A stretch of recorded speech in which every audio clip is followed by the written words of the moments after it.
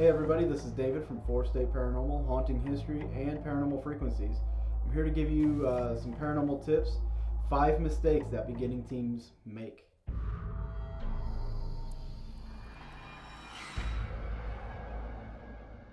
The first mistake that I'm going to talk about is when teams charge for investigations. Um, Veterans in this field will tell you that is the worst thing you can do. There's so many teams out there that don't charge, and at this stage in the game, more people are becoming aware of this. This is becoming public knowledge. If you're a new team and you start charging, your butt's going to get kicked out of this field really fast because of that. So that I have to put at the top of my list of the quickest ways you're going to get out of this field. Another issue that I see a lot of teams having is some teams, when they begin, they seem to think or have this mindset that they have to spend a lot of money on all the latest equipment and get the fanciest gear just so they can say, oh, I'm scientific. And that's not the case. You don't need to do that. Spending money is, one of the tightest things you need to be able to do as a beginning investigator, because you're not going to have income for your team. Most everything's just going to come out of your pocket, so you need to budget that. If you budget it right, you're going to be buying a piece at a time, here and there. You may get a donation or something, who knows. But spending all the money, like if you spent like $1,300 on the SLS camera, that's the first piece of equipment you bought, and you just spent $1,300. That's $1,300 you're invested in. You better stick around. And then I've seen teams that just went buck wild buying REM pods and EMF pumps or EM pumps and digital recorders and cameras and DVR systems and just going crazy with this. You don't need to do that. Just buy a camcorder, go to a pawn shop, get a camcorder, really cheap, something with night vision, and then get a digital recorder. That's the first step that you can take, and you will have some success, and eventually you can save up, budget your finances better, and just get a little at a time. And then that way you're not up shit's creek after you've spent about $5,000 on all this equipment, and now nobody wants to investigate. You're stuck. Another issue I've seen with a lot of teams that have disappeared is they didn't really have the knowledge of what they were doing or what they were talking about.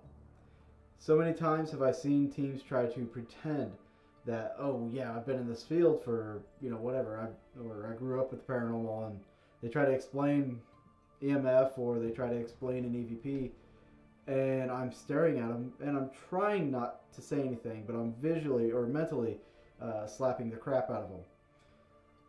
Having the knowledge of not just the lingo, but understanding how things work, why they do this, or the theories behind them, will give you a better standing in the community, as well as when you go on investigations and you actually have to interact with your client and you can explain things to them.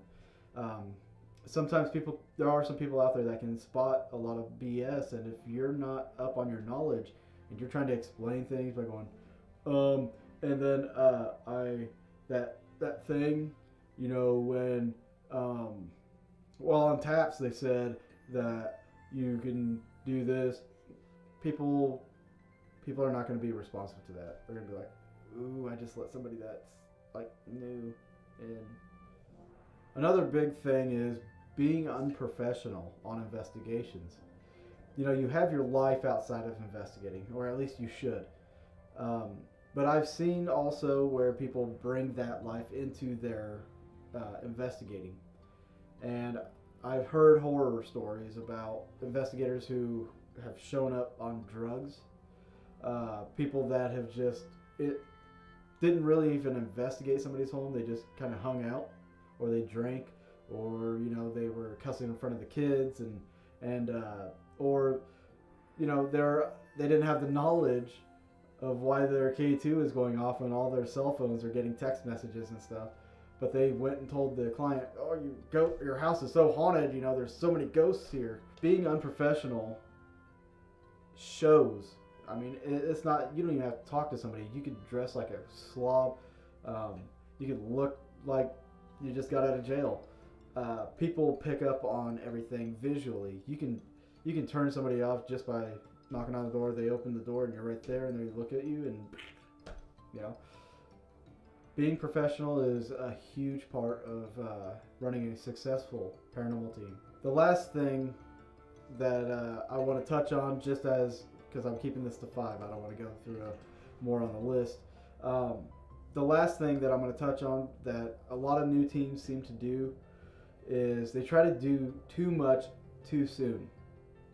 And what I mean by that, I talked about the equipment, but a lot of teams will also go out and try to book all these investigations, places that charge a lot of money. You're going to spend money on that.